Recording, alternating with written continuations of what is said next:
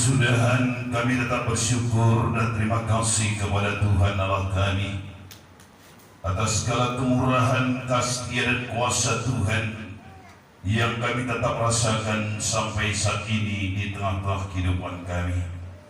Terlebih-lebih dalam kami telah memberikan sembah pujian kepadamu Tuhan, yang memberikan terus kekuatan, sukacita dan pengharapan bagi kami untuk lebih lagi bertambah-tambah masuk dalam rencana kehendak Tuhan adanya. Lagi kami bersyukur ya Bapa, karena tetap Engkau anugerahkan lagi waktu kesempatan bagi kami untuk dapat menerima berkat Tuhan bertambah-tambah dalam kehidupan kami melalui kebenaran-kebenaran firman-Mu yang sebentar kami dengarkan. Urapilah setiap kebenaran firman-Mu, ungkapkan rahasia-rahasia firman-Mu, berikan pengertian-pengertian bagi kami akan firman-Mu, dan berikan kekuatan bagi kami Tuhan untuk berjalan dalam firman-Mu dan melakukan apa yang Kau perintahkan bagi kami melalui firman-Mu.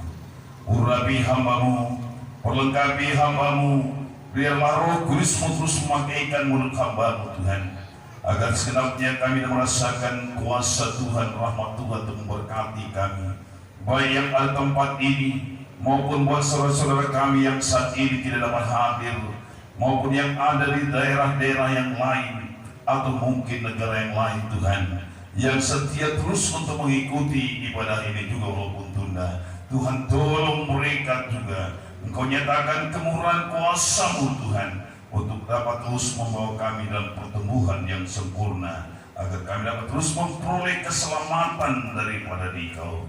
Bungkus duduk rapat kami semua oleh nama Yesus saja. Haleluya, haleluya, amin. Puji Tuhan, saudara yang kasih dalam nama Yesus Kristus. Salam. Ya, kita bersyukur saudaraku atas kemurahan dan kasih Tuhan yang belum pernah berubah, yang tetap kita rasakan sampai saat ini di dalam kehidupan kita di tengah-tengah sidang Tuhan. Bagaimana saudaraku bahwa Tuhan benar-benar menggenapi apa yang Dia sabdakan, yang Dia firmankan melalui firman-Nya, bahwa kuasa Tuhan tetap sama baik kemarin, hari ini, dan sampai selama-lamanya. Demikian juga saudaraku, dalam tuntutan Tuhan kepada kita semua, harapan Tuhan kepada saudara saya juga tetap sama. Bagaimana kasih dan kuasa-Nya tidak berubah, demikian juga harapan Tuhan bagi saudara saya tetap tidak berubah. Tuhan mau supaya saudara dan saya tetap memiliki keselamatan yang Tuhan telah anugerahkan dalam kehidupan kita, supaya kita bertumbuh dalam keselamatan yang Tuhan berikan kepada kita. Dengan bertumbuh saudaraku, kita memperoleh keselamatan. Sama dengan tumbuh-tumbuhan, kalau tidak ada pertumbuhan yang sempurna, pasti tidak akan berbuah yang sempurna. Demikian saudara saya, harapan Tuhan bagi kita segenapnya tanpa terkecuali, supaya kita dapat bertumbuh dengan sempurna di hadapan Tuhan untuk memperoleh keselamatan. Untuk itu saudara, kemari pada pagi ini kita baca dalam buku 1 Petrus pasal 2 ayat 1 dan 2. 2 ayat saja saudaraku, karena 2 ayat yang pertama ini kita baca saja pertama bersama-sama. Ya. 1 Petrus pasal 2 ayat 1, judulnya Yesus Kristus Batu Penjuru. Isinya hari ini, harapan tadi adalah pertumbuhan. Mari kita baca mulai dari ayat pertama 1-3. Karena itu, buanglah segala kejahatan, segala tipu muslihat, dan segala macam pembodohan, berlebihan dan fitnah, dan jadilah sama seperti bayi yang baru lahir, yang selalu diingat akan susu yang murni dan yang rohani, supaya oleh yang aku tumbuh dan memperoleh keselamatan. Haleluya. Saudara sekasih dalam nama Yesus Kristus, sering kita tidak sadari dalam kehidupan kita ini ada hal-hal yang dapat menghambat, atau kebiasaan-kebiasaan yang buruk atau jelek yang menghalangi atau menghambat perkembangan pertumbuhan rohani kita di hadapan Tuhan, bahkan juga bisa merugikan orang lain. Ya. Tetapi kita tidak sering kita saudaraku tidak sadari, saya katakan tadi, bahwa ada dalam diri kita ini satu sifat atau kebiasaan buruk atau jelek yang bisa menghalangi pertumbuhan rohani kita di hadapan Tuhan. Dan kebiasaan buruk ini, saudaraku, kita harus buang, katanya tadi. Kalau kita tidak buang, saudaraku, kita tidak akan bisa bertumbuh dengan sempurna. Sama kalau saudara banyak tahu itu dalam ilmu tumbuh-tumbuhan, biologi, ada namanya tumbuhan yang namanya parasit. Ya. Parasit ini suatu yang sifatnya merugikan, bahkan bukan hanya tidak membuat tumbuhan itu berkembang, bertumbuh dengan sempurna, tapi bisa akhirnya membunuh tempat dia menumpang. Demikian saudaraku, parasit-parasit dalam tubuh kita ini, parasit-parasit rohani, sifat-sifat atau karakter atau kebiasaan-kebiasaan kita bisa membunuh iman kita, paling tidak membawa kita bertumbuh dalam rohani kita. Bayangkan saudaraku, kalau kita lama menjadi orang percaya tapi kita tidak mengalami satu pertumbuhan, pasti merugikan kita sendiri, pasti merugikan kita. Nah, dalam sifat ini tadi, saudara, kebiasaan ini ada namanya dosa sikap batin. Apa saja itu dosa sifat batin? Tadi Bunda kita lihat dalam buku 1 Petrus pasal 2 ini tadi, ya disimpulkan di sana, buanglah segala kejahatan, termasuk apa adanya, segala tipu muslihat. Ya, tipu muslihat. Apa itu tipu? Dusta. Harus dibuang. Apalagi saudaraku yang ada dengan segala macam kemunafikan. Munafik sering juga dikatakan dengan muka dua, tidak sama di depan dengan di belakang, sama dengan pemain-pemain sandiwara saja. Ya, pemain-pemain sinetron. Ya, orang baik pun dalam sinetron bisa berpenampilan bengis, orang bengis pun bisa juga kadang-kadang berpenampilan baik. Itu sandiwara bermuka dua. Ya, ini namanya munafik, harus dibuang. Ada juga namanya kedengkian. Inilah sifat-sifat dari kedengkian ini, saudaraku, kalau dilihat dari kamus bahasa Indonesia, termasuklah namanya itu, pokoknya asal usulnya adalah iri hati. Iri hati. Iri hati ini termasuk apa dia? Cemburu, sirik, dengki. Nah, ini tadi kedengkian. Dalam dengki ini termasuk tadi apa? Mengkritik orang-orang. Tidak secara sehat. Kalau mengkritik secara sehat itu bagus, apalagi berikan saran-saran yang positif. Ada fitnah. Dalam dosa sikap batin ini tadi, saudaraku, termasuklah itu gosip dalamnya. Ya, ada cemburu. Cemburu ini bisa juga hasilkan daripada iri tadi. Kayaknya ini seibu sebapa ini. Ya, yang paling tua si iri, adiknya mungkin si cemburu. Ya, adiknya lagi mungkin setelah orang cemburu apa itu? Gosip. Ya.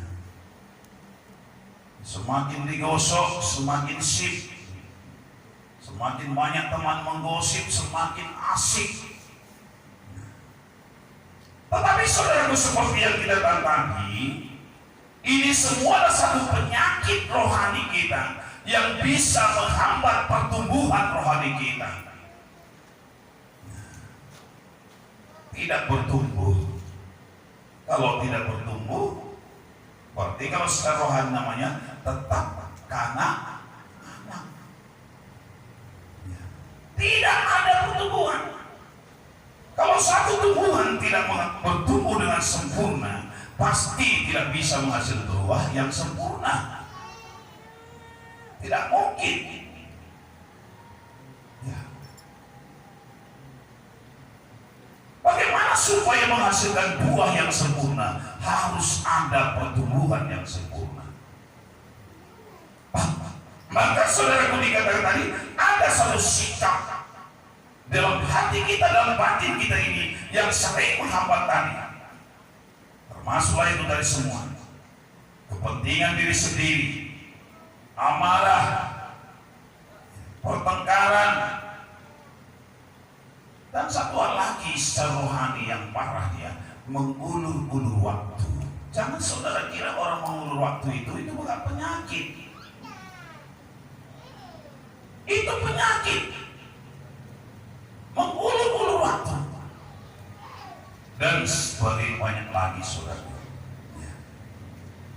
Dan ada juga sifat dari tadi dan batin sekarang kebiasaan buruk, ya, yang berhubungan dengan keinginan. Nah, ini pun bisa menghambat ini. Keinginan yang tidak terkendali. Kalau keinginan yang masih terkendali itu masih sehat, saudara. Tapi kadang-kadang ada keinginan yang tidak terkendali. Apalagi ini termasuk penyakit akhir zaman, penyakit Sodom Gomora, ya. Penyakit Sodom Gomora, keinginan. Apa penyakit Sodom Gomora? Termasuk akhir zaman ini apa? Makan, minum, ya. Apa yang paling banyak pertumbuhannya di akhir zaman ini di mana-mana? Warung makan, tempat makan dan minum, kafe-kafe di mana terus bertumbuh. Ya. Tidak salah kita makan dan memang harus makan kecuali puasa. Minum tidak salah. Tetapi banyak makan dan minum ini tidak dapat kita kendalikan. Ya. Siap makan, makan lagi. Tidak terkendali, sehingga mengakibatkan secara fisik kita, secara badani kita saja pun akan merugikan tubuh kita. Kenapa begitu banyak timbul penyakit-penyakit, saudara? Karena makan yang tidak terkendali, ya, karena makan yang tidak terkendali. Akhirnya kita dikendalikan oleh penyakit itu sendiri, baru bisa terkendali.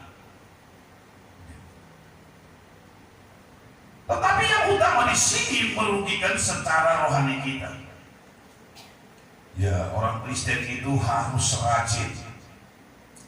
Tapi kalau kerja berkelebihan itu juga satu keinginan yang tidak terkendali. Kerja terus, hari Minggu pun kerja terus, ada terkendali. Ya. Kurang waktunya 24 jam dalam satu hari. Itu termasuk saudara. Banyak juga anak muda yang masih muda sekolah berkelilingannya belajar terus atau baca terus. Pernah satu kesaksian hamba Tuhan dulu, saya terikat katanya. Kenapa? Karena membaca kok terikat. Tapi yang dia baca tahu sudah pada saat itu, mungkin banyak di antara kita masih mengingat peristiwa perang Teluk. Kalau satu hari dia tidak membaca peristiwa terjadi di Teluk sana, gelisah hatinya. Maka harus, ini satu kebiasaan buruk juga. Kebiasaan buruk. Ya saudara, saya tak tahu mau baca apa. Mungkin kalau satu hari nggak pegang HP-nya, nggak baca, mungkin. Tapi saya lihat banyak ini wajah-wajah yang nggak tahu ber-HP pun syukurlah. Nggak tahu WA, nggak tahu Instagram, tidak tahu yang lain-lainnya lah. Ya berbahagialah saudara. Kasihanlah orang-orang yang tahu semuanya itu. Karena tak ada ketenangan dalam dirinya. Kenapa? Tidak terkendali. Ya. Maka banyak sekarang selentingan dibuat dari video-video TikTok di Facebook kan itu kan selentingan itu. Sambil makan pun main HP. Ya kadang-kadang kita orang racun itu nggak tahu dia makan terus.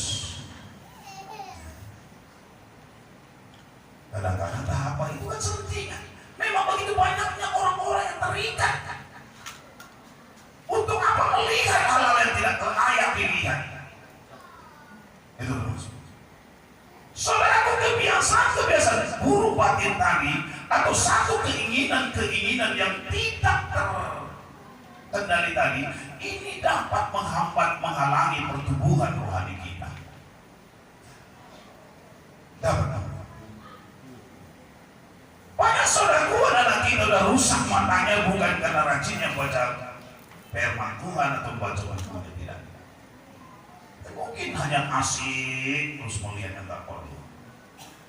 Nah ini, saya pernah dulu selalu lewat dari depan rumahnya. Saya lihat seorang nyonya duduk di kursinya sambil begini, dia pasti dia tidak tahu lagi siapa yang lewat itu. Kalau dia pegang HP-nya itu pasti nggak tahu dia siapa lewat itu.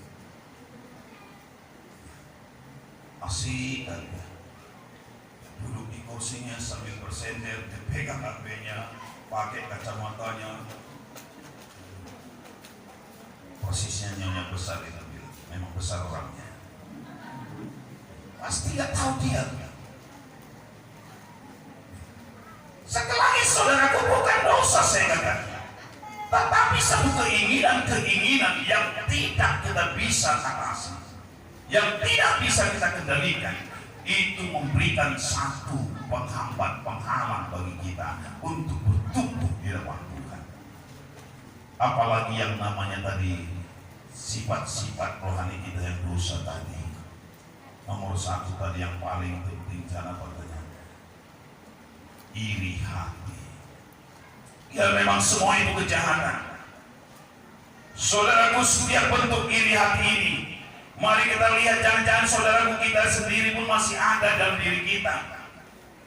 Kadang-kadang kita tidak sadari kita ini orang iri hati atau tidak.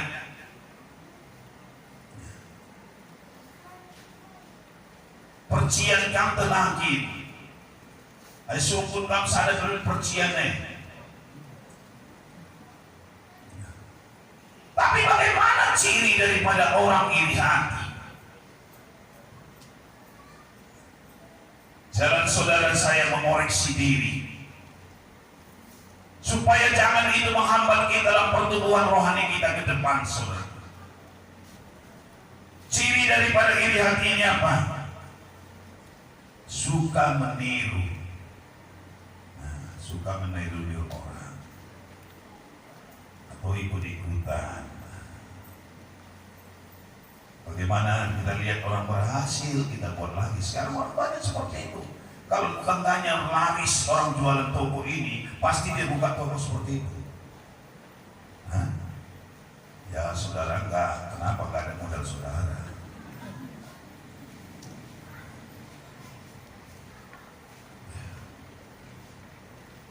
Karena orang buat spray bed daerah kita ini ya, saya lihat laris dulu, bahkan di mana-mana tuh tukang spray bed ya. Yang tidurnya 100, spray bed tercipta 1000.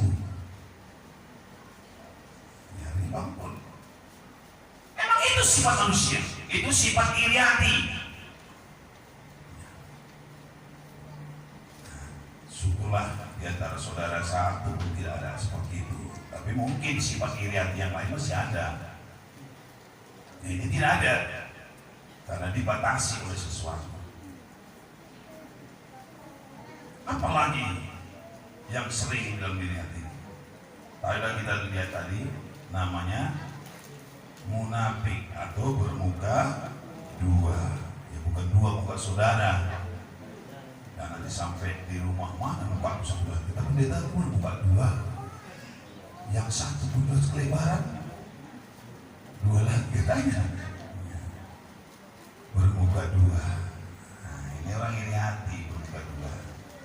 Lain di depan, lain di belakang. Memuji tapi di belakang menggosip. Ya. Kadang-kadang capek kita dengan orang iri hati ini. Betul saudara. Kita bingung kita. Seolah ada memuji kita, bisa lagi kalau ada makanan yang dikasih kita. Diajaknya lagi kita minum. Tapi di balik itu, nah, itu bukan lagi bermuka dua cuman. Udah bermuka banyak. Itu namanya munafik. Ya. Saudaraku, apalagi yang sering itu? Ya. Selalu membiasakan, membesar-besarkan kesalahan orang lain. Kalau suka saudara membesar-besarkan kesalahan orang lain, berarti sifat iri itu masih ada dalam diri saudara.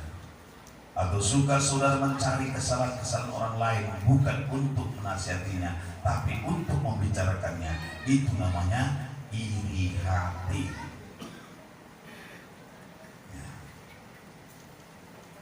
Saudara juga pemuda-pemudi, perhatikan kawannya. Kalau sukanya dia menggosip saudara di belakang saudara, udah tinggalkan terus sebelum dia tinggalkan. Betul. Itu kan benar orangnya itu. Teman pun dia bilang kalau selalu menggosipkan saudara, itu bukan teman itu. Itu setan yang berbulu domba itu. Setan yang berwajah malaikat. Itu yang namanya tadi munafik. Muka Nabi, pikiran kotor. Ya.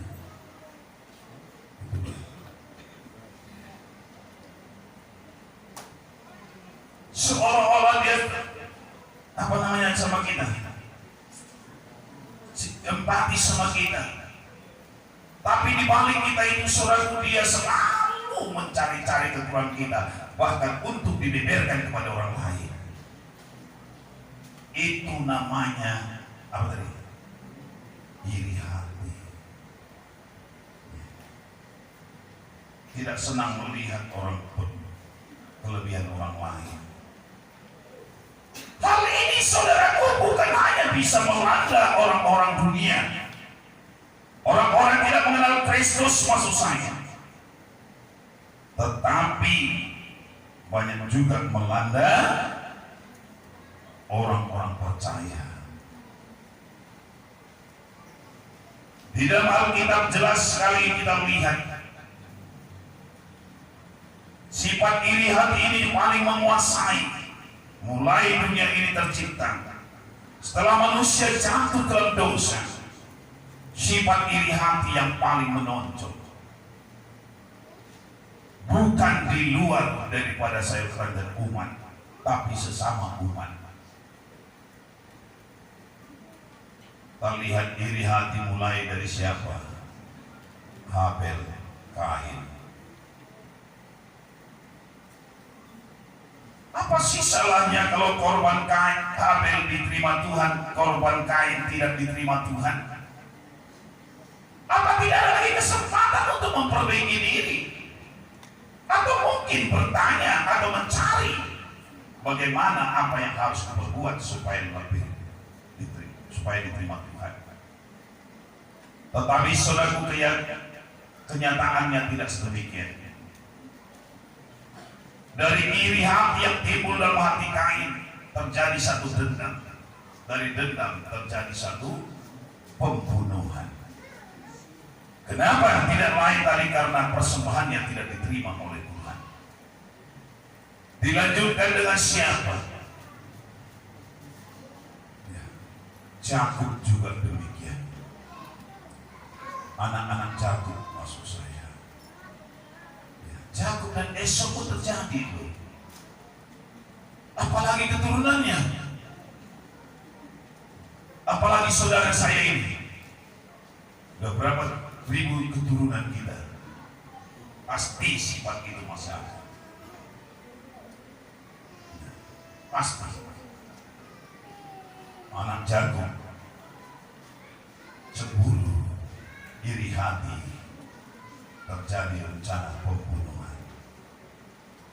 Ya. Terhadap Yusuf. Dia iri kepada Yusuf karena dia adalah anak yang paling disayangi oleh ayahnya. Dia memperoleh jas yang indah, baju besar yang indah. Apalagi Yusuf tidak diizinkan untuk pergi mengembalakan domba. Pulang-pulang mereka berkumpul, Yusuf punya mimpi lagi. Nah, ini mimpinya begitu luar biasa. Tambah lagi iri dari keluarganya, abang-abangnya, saudara-saudaranya. Sehingga saudara kewakilan itu menimbulkan satu kebencian. Sehingga saudaraku dari iri ini mengakibatkan apa? Timbul tidak ada lagi kasih sedikit pun untuk melenyapkan Yusuf atau membunuh tadi.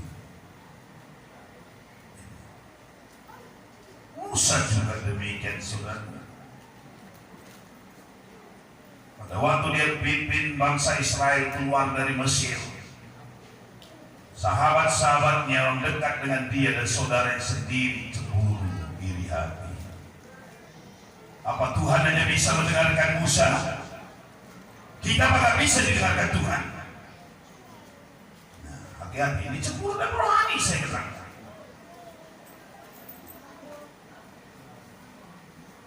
Kita pun bisa didengar Tuhan, kita pun bisa didengarkan Tuhan. Mari kita berbuat.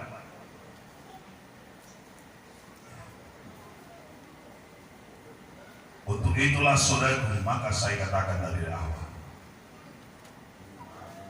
ada satu sifat atau kebiasaan-kebiasaan yang buruk dalam kehidupan kita yang menghambat, menghalangi pertumbuhan rohani saudara saya. Hari ini mari kita koreksi bagi diri kita sendiri. Izinkan Roh Kudus yang mengoreksi kehidupan kita. Kebiasaan-kebiasaan buruk yang manakah masih ada di diri kita, atau yang mana sifat-sifat mana, kejahatan yang mana masih ada di diri kita. Sama seperti pemazmur katakan dalam buku Mazmur pasal 139. Inilah doa pemazmur ayat 23 dan 24. Selidikilah aku ya Allah, dan kenalilah hatiku. Ujilah aku dan kenallah pikiran-pikiranku. Lihatlah apakah jalanku serong, dan tuntunlah aku di jalan yang kekal. Saudaraku, kita sebenarnya harus merindukan seperti pemazmur ini tadi katakan.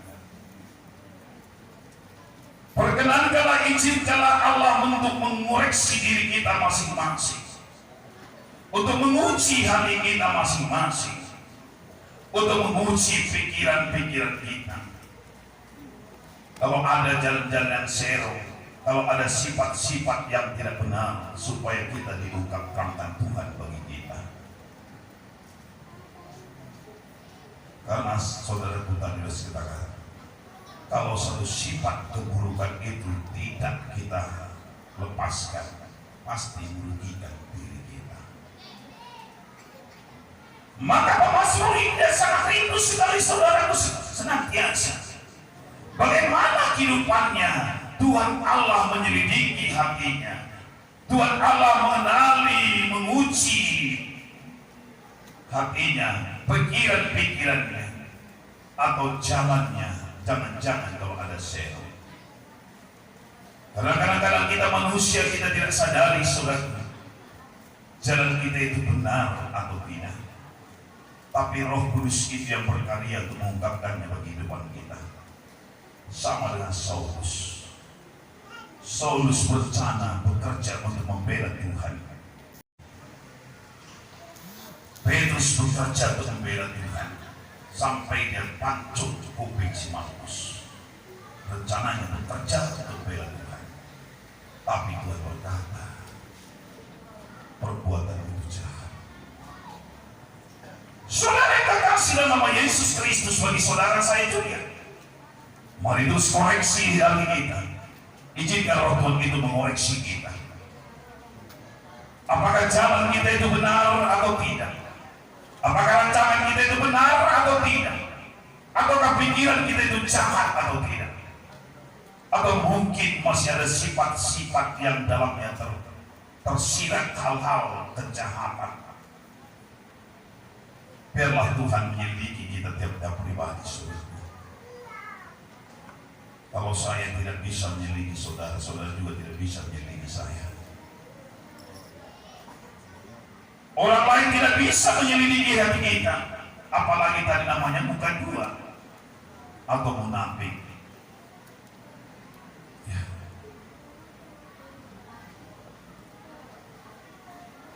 Ini yang paling sulit terungkapkan.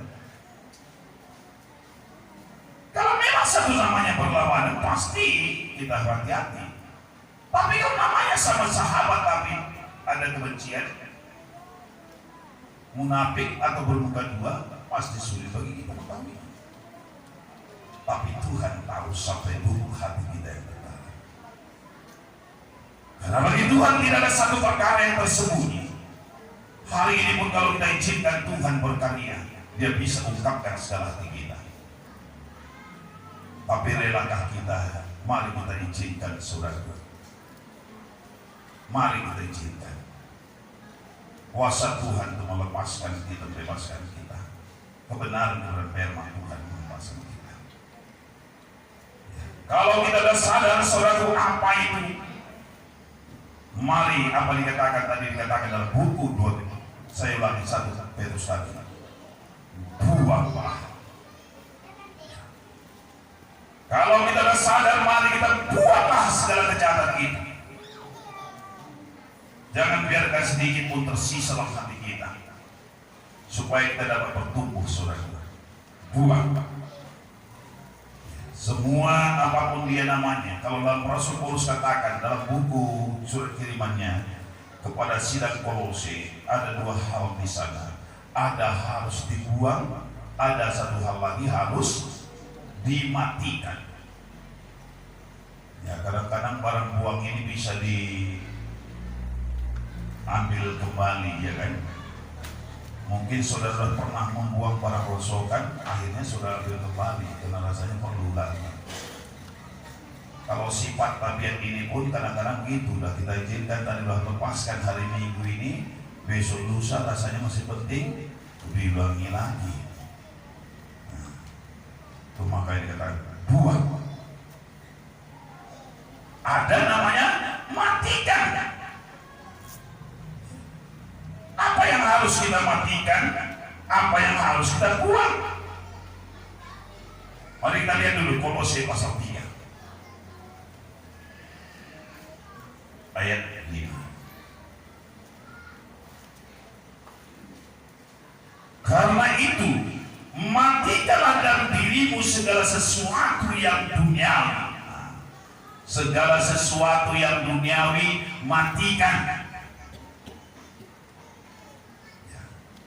Kalau udah mati kubur terus, jangan nggak dikubur. Matikan segala sesuatu yang duniawi. Apa itu? Percabulan, kenajisan, hawa nafsu, nafsu jahat, dan juga keserakahan yang sama dengan penyembahan berhala. Itu saat percuma jadi orang Kristen karena masih menyembah berhala kalau masih miliki seperti itu. Kalau orang penyembah berhala pasti tidak layak di hadapan Tuhan, pasti dihukum Tuhan, pasti.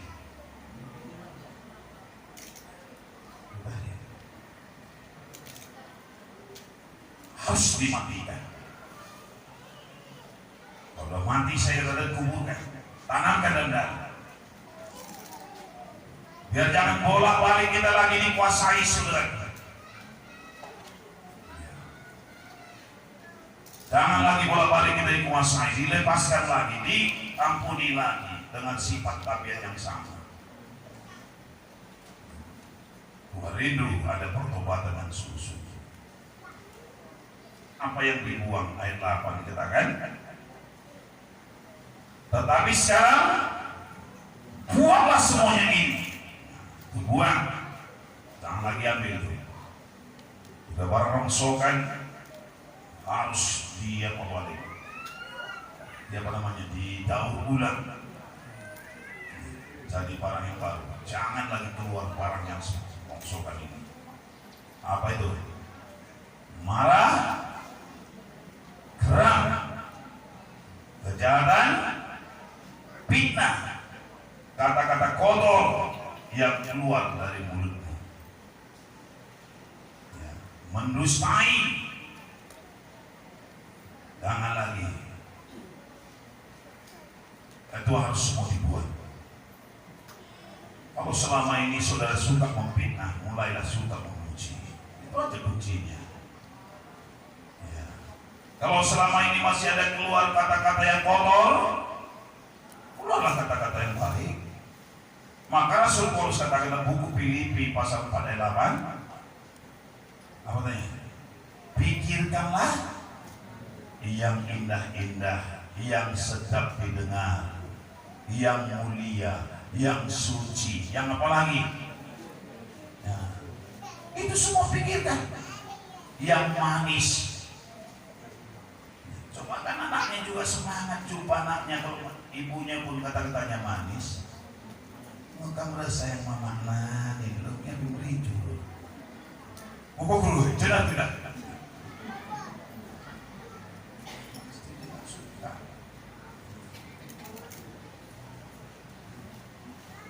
Saya akan teringat satu kaum ibu di Tanah Karo. Suami ini sangat anti dengan gereja ini, sangat anti. Tapi dia selalu berkata manis. Mau kemana kau? Ke gereja lagi? Udah pergi ke gereja, jangan kau pulang lagi ya. Jangan gitu sayang. Gak boleh gitu sayang. Marah nanti Tuhan.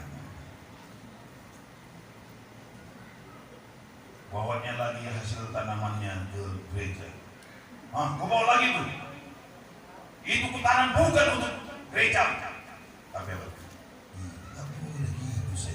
Supaya kita diberkati Tuhan sayang. Akhirnya sudah tahu suami itu bertobat, karena selalu keluar kata-kata manis. Jangan kau pulang lagi. Kau pikir aku suka sama kau? Dari dulu yang aku suka mau pergi dari dalam kau.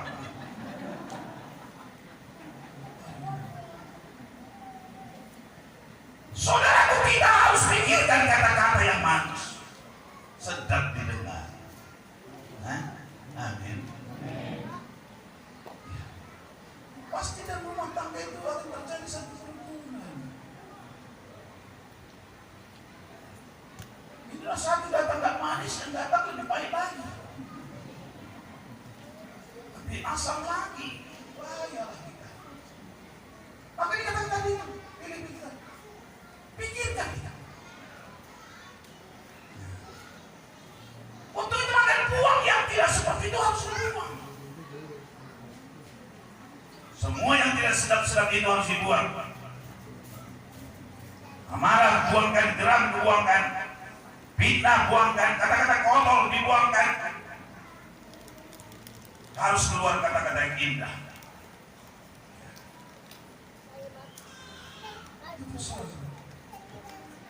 Apalagi kita sebagai anak Tuhan. selalu berani berkata kita adalah Tuhan.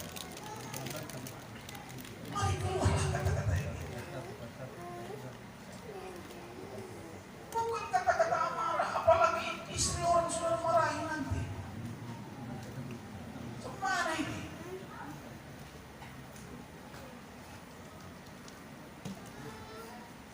Sekarang udah ham kan? Hak asasi manusia. Kadang-kadang memang menyuruh kita lebih taat pada firman Tuhan itu. Tapi kadang-kadang sepihak menganggap dirinya sudah bebas. Anak sekolah saya anjing bilang sekarang langsung. Aku senang dibilang anjing banyak. Bisa jumpa di kantor polisi. Satu perkara 2 juta bayar. Hanya kata-kata anjing. Ya, maka belajarlah dulu. Sayang, jangan jahat sayang. Oh, kok nanti. Cuma coba. Peset aja berbicara kita bahaya sekarang. Tapi sempat kalau di gereja masih ada kata-kata keplesetan, kepleset seperti itu mana?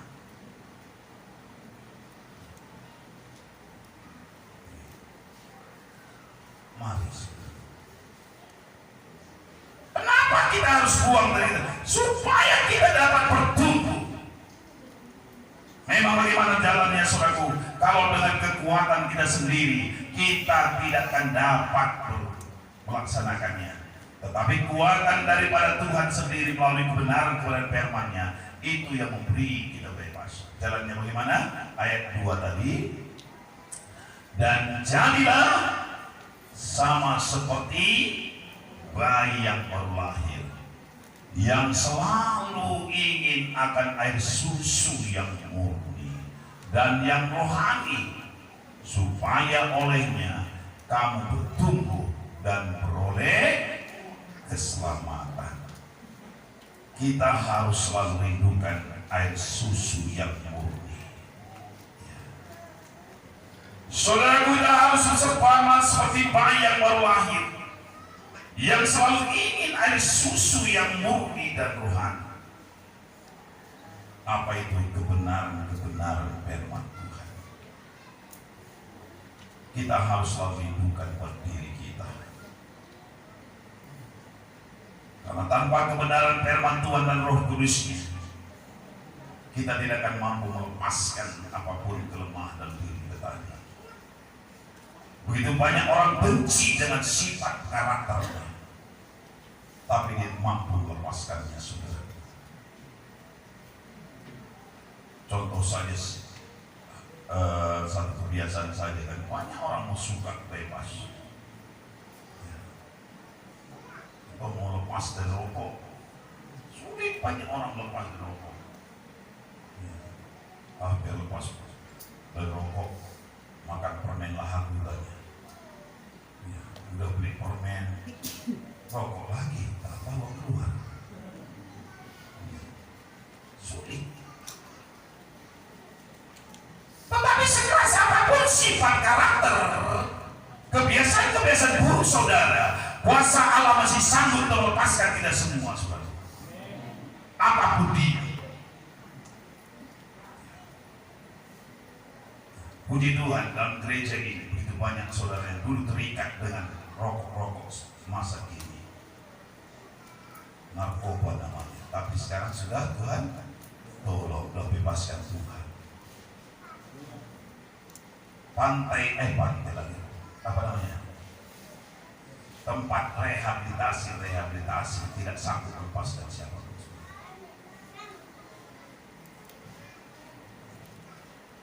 Penjara tidak bisa melepaskan orang dari sifat karakter yang buruk itu. Tapi Yesus melalui kuasa Roh Kudus dan firman-Nya mampu mengubahkan kita. Gitu. Apa dikatakan dalam buku 2 Korintus pasal 5:17? Coba lihat ini. Jadi siapa yang ada dalam Kristus, ia adalah penciptaan baru, yang lama sudah berlalu, sesungguhnya yang baru sudah datang. Apapun karakter sifat lama kita, kalau Kristus hidup dalam hati saudara, saudara akan dilahirkan kembali menjadi satu ciptaan baru. Saudara bisa mampu sudah membenci apa yang Tuhan benci dalam diri saudara. Pendidikan tidak bisa mengubah karakter seorang, tidak. Jabatan tidak bisa mengubah karakter seorang, tidak, saudara. Tapi Yesus mampu mengubahkan kita semua. Dia mampu. Mungkin ada satu karakter sifat ikatan yang akan begitu dalam mengingat saudara. Izinkan Tuhan melepaskannya. Izinkan Tuhan. Maka kita tadi harus merbaikan bayi tadi yang baru lahir, yang rindu akan air susu yang murni dan rohani. Jangan biarkan, jangan supaya kelaparan kehausan kita akan firman Tuhan itu tetap ada. Jangan jadi lenyap. Ada selalu kelaparan kehausan kita. Ya, memang biasanya bayi itu yang tidak suka lagi minum, bayi yang bagaimana? Sakit. Kalau bayi yang tidak sakit pasti kewalahan ibunya. Ya. Ada cucu saya agak langsing sedikit, mau terus minum susu dia. Sisi susu, sehat. Coba kalau nggak sehat.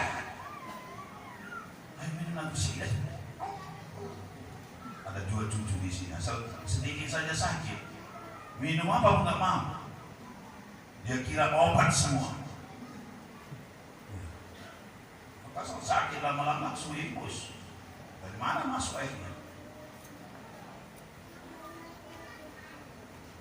Air putih pun nggak mau, teh manis pun nggak mau, susu pun nggak mau. Demikian rohani yang sakit. Dengar firman Tuhan ngantuk, nyanyi ngantuk, doa tidur. Kalau nggak ngantuk cerita. Bisik. Apa dapat saudara dalam firman Tuhan sudah bisik-bisik? Nah, seperti tadi malam saya tegur langsung. Kayak di benayaknya.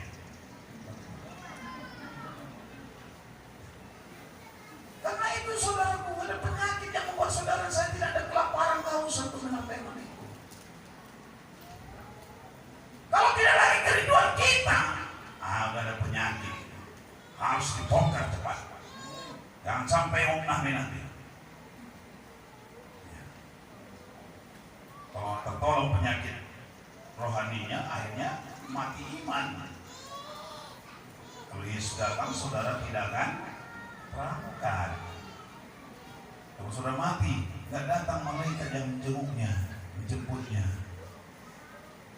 yang punya bibir merah, yang bertanduk dan punya tombak di tangannya. Kalau saya bilang yang berbibir merah saja, saudara tersinggung, nanti yang bibir merah. Maka saya tambah yang bertanduk. Saya lihat ada yang bertanduk, makanya saya sekalipun ada bibir merah tapi nggak bertanduk, berarti bukan saudara.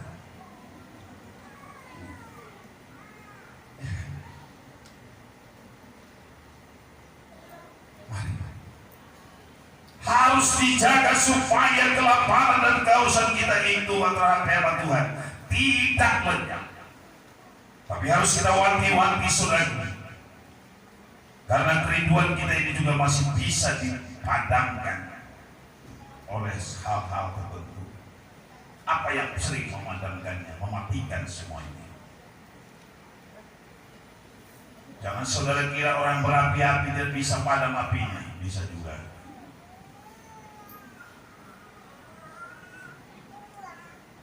Lukas pasal 8 ayat 14. Hal-hal ini yang sering memadamkan kerinduan kita. kelaparan kita, kehausan kita akan kebenaran kepada firman Tuhan. Hal ini apa dia, saudaraku? Ayat 14. Yang jatuh dalam semak duri ialah orang yang telah mendengar firman itu, di dalam pertumbuhan selanjutnya mereka terhimpit oleh kekhawatiran. Hati-hati dengan kekhawatiran. Ya, anak-anak muda, hati-hati dengan kekhawatiranmu. Orang-orang tua juga hati-hati dengan kekhawatiran kita. Maka Tuhan dalam khotbahnya di atas bukit dia tekankan satu masalah yang besar. Jangan kamu khawatir akan kehidupanmu, masa depanmu, makan pakaimu. Jangan kamu khawatir. Karena kekhawatiran kita, saudara, bisa memadamkan kerinduan kita terhadap firman Tuhan. Maka datang kepada Tuhan, buangkanlah segala kekhawatiran kita. Masalah apapun dia buangkan saja, saudara, kalau membuat saudara khawatir. Berharap, percaya pada Tuhan. Kedua, apa di sini dikatakan? Kekayaan. Ya nggak dosa, siapa bilang dosa kalau kaya? Tuhan menciptakan segala-galanya untuk diberikan kepada kita kok. Emas ada di gunung sana, emas ada di Papua untuk kita hidup. Dunia ini tidak perlu emas, apalagi ikan tidak perlu emas. Yang membutuhkan emas adalah anak gadis, Mas Jono, Mas Joko.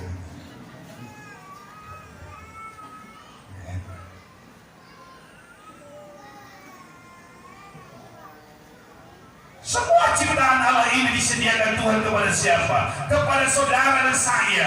Tetapi hati-hati dengan kekayaan yang bisa menghimpit.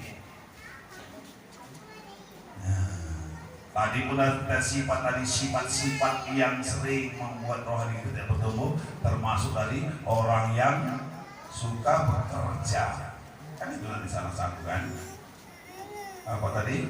Yang suka bekerja, nah, terus kerja, tidak terkendali, kerja berkelebihan.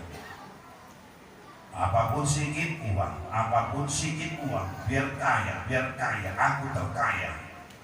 Biar aku terkaya di Sungai ini, biar aku terkaya di Medan ini, biar aku terkaya di Indonesia, biar aku terkaya di Asia, biar aku terkaya di dunia. Hindarkanlah, jauhkanlah nafsumu yang seperti itu. Syukuri kalau diberikan Tuhan. Kalau mau Tuhan berikan gak sulit kok, waktu tidur pun kau diberikan. Ya. Tapi jangan terus-terusan tidur. Kan itu saja. Banyak orang hanyut, saudara, karena idan. Dalam otaknya berputar terus, memutar, mengelola. Bagaimana supaya semua jadi duit?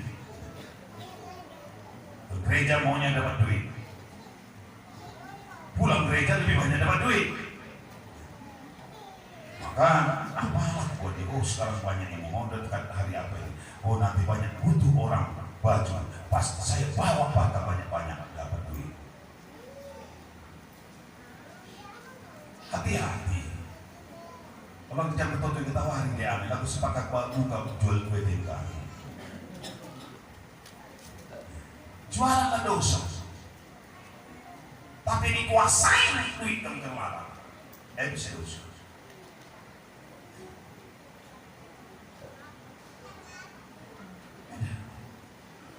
Saya pernah berpesan dulu pada teman kita, dia dulu kerjanya buat minyak. Kalau kesabar nih, kuara penuh nih, kulakar kasih lah kan melihat nih. So saya aja mikir akan memenuhi benar pengaruh. Kulakar lah sama hujan-hujan tujuan itu nomor sadar minyak gereja laku nih. Masalah bapak minyak nih, tapi oleh tujuan nomor sadar minyak gereja. Ada minyak nomor sadar, buka kiosnya. naga.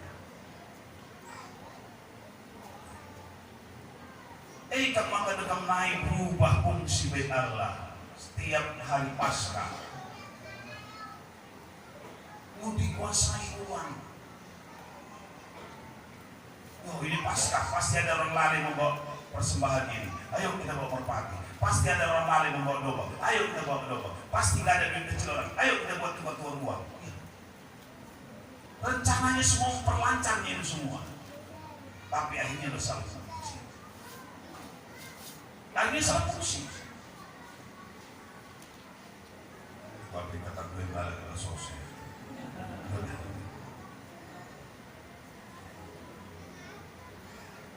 Kekayaan bisa menghimpit firman Tuhan itu, sehingga saudara tidak lagi suka akan firman Tuhan. Kelaparan kausan saudara sudah hilang. Hati-hati. Ketiga di sini katakan apa? Kenikmatan hidup. Tadi kita lihat baca firman Tuhan. Kenikmatan hidup. Orang percaya tidak salah menikmati hidup ini, tapi hati-hati dengan kenikmatan hidup mengikat kita. Jangan saudara terlalu pelit-pelit kikir lagi. Nikmatilah berkat yang diberikan Tuhan. Kalau ada uang saudara, kalau mau tahun baruan, Natal, beli baju baru masih bisa ini gosok-gosok, ini jahit dan sik-sik goyang yang bisa ini. Kalau ada berkat nikmat. Kalau ada uang saudara, boleh nggak apa-apa nikmati itu. Beli kendaraan lebih lancar beribadah. Buat 3 kilometer jalan udah pas lantainya. Naiknya setengah jalan, naik betis dulu. Kalau ada berkat, kalau belum ada doakan. Kalau ada uang saudara, nikmati semua kehidupan ini ada masalah. Tapi awas kenikmatan hidup bisa membuat kita tercerai. Kalau ada uang saudara, nanti sesekali pergilah ke Yerusalem sana, nggak dosa kok. Nggak banyak dananya. Kalau ada uang.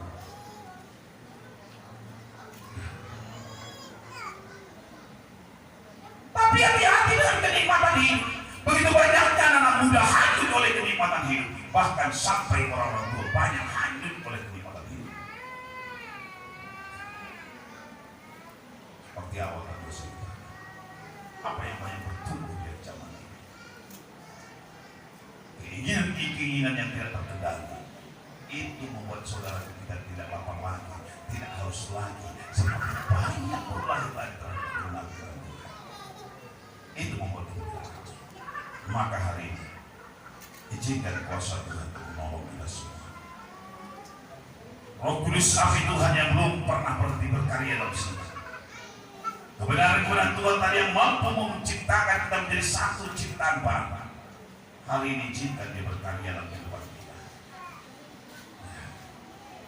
Untuk apa? Satu firman Tuhan mari baca. Kolose 1:10.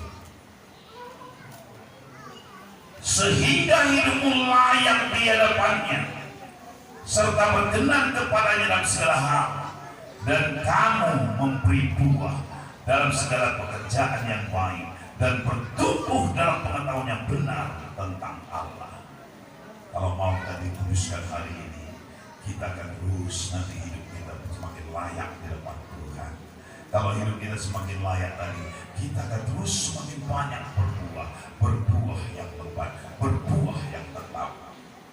Saudara tahu keindahannya kalau kita bertumbuh dengan benar, berbuah yang tetap, berbuah yang lebat. Apa kata Tuhan?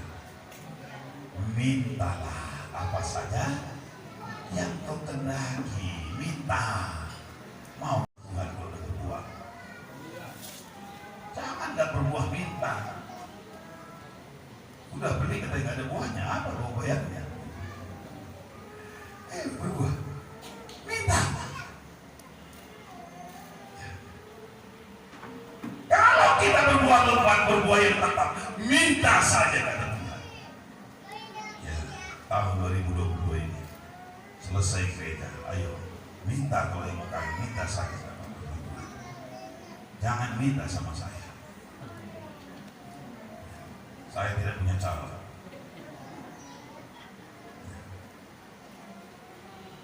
Minta. Orang-orang tua di sini pasti mendukungmu, walaupun tiap bulan ada pemberkatan di sini, kami siap mendukung. Kado kain boleh tersedia, walaupun kecil tak masalah. Mau lebar boleh kami kasih, mau berat pun bisa. Kalau lebar, kalau besar, berat. 4 kilo cabai.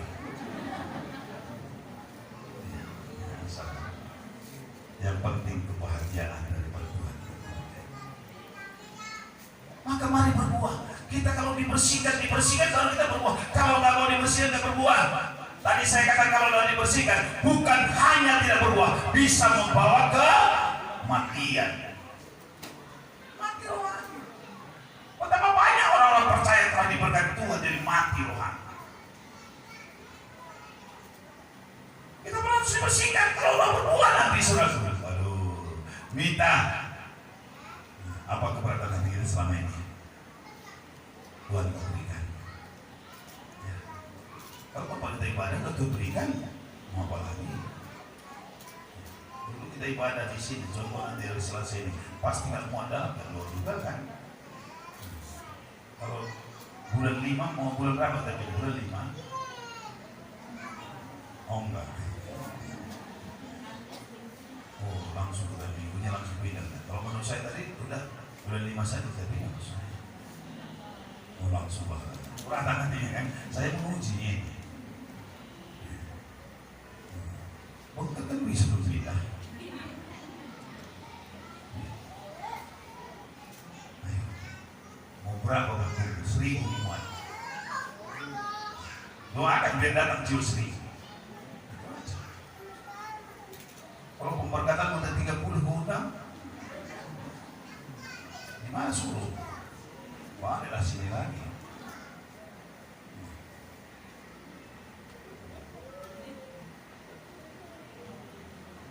Undang 1000-an berbuat. Doakanlah.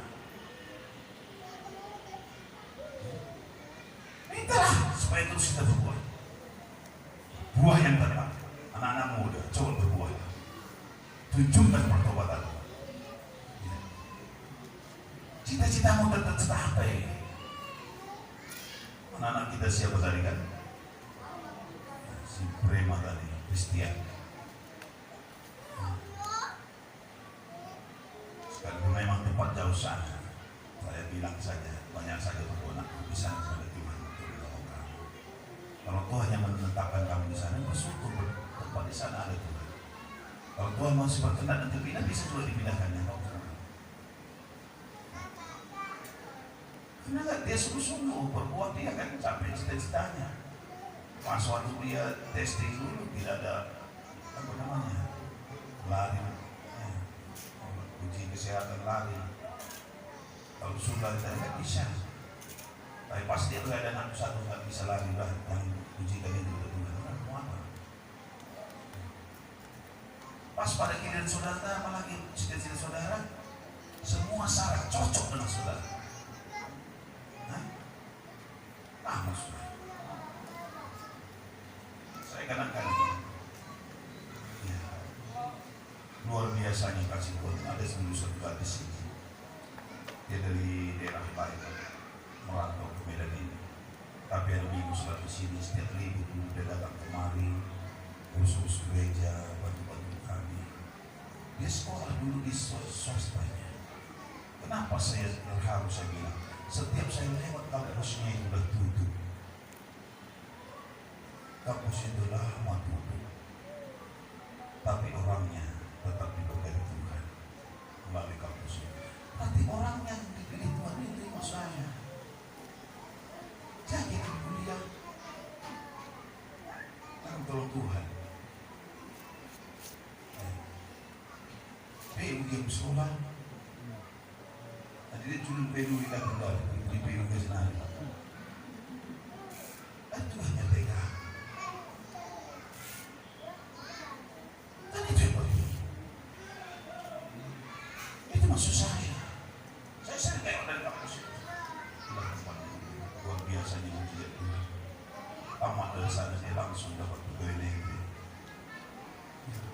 pada saat itu jurusan dia itu bukan jurusan yang dibutuhkan tadi, tapi dia diterima. Bukan jurusan itu yang dibutuhkan tadi pas itu, tapi diterima. Kenapa? Terlebih dahulu dia mau berbuah, menyangkal diri untuk Tuhan. Dia abaikan kehendaknya, dia abaikan keinginannya. Yang penting bagaimana Tuhan dimuliakan. Saya percaya dan kita ini misalnya, kalau tempat dia mengirim dia kemana, lumayan juga kalau berusaha. Saya yakin tidak satu perbuatan kita yang sia-sia. Maka kalau kita berkata, kalau kamu berbuah, mintalah apa saja. Minta. Sekalipun logika tidak logika saya. Sekalipun kata orang, aduh mereng nanti pendeta sudah dimulai. Karena ada orang bilang seperti itu. Gila oleh pendeta. Merancangkan suatu gereja 3 miliar dengan uang tidak ada 1 miliar, pasti gila. Saya nggak tahu lah gila pendeta itu. Ingat lihat tanggal 21 harga Kristus. Siapa yang buat? Kekuatan Allah. Lebih daripada itu Allahmu sanggup untuk menolong kau semua. Tapi lakukanlah yang indah-indah pada Tuhan. Takut yang paling.